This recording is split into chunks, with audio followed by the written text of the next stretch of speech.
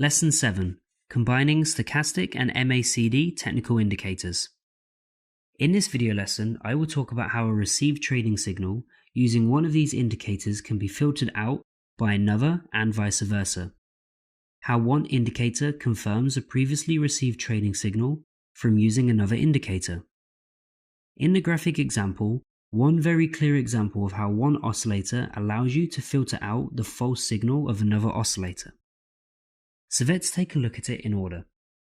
At the moment when the price has reached the 1 mark, the stochastic indicator gave a buy signal as the percentage K line crossed the 20 mark, indicating that the asset is oversold. But the signal line in the MACD indicator was fixed above the histogram columns, indicating a weakening of the upward momentum. As a result, the received trading signal from the stochastic indicator was not confirmed, but rather even refuted by the opposite signal of the MACD indicator.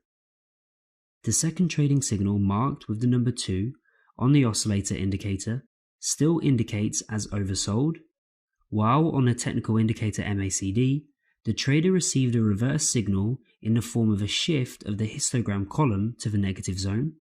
As a result, the MACD indicator once again allowed filtering out a false trading signal received from the use of the stochastic indicator.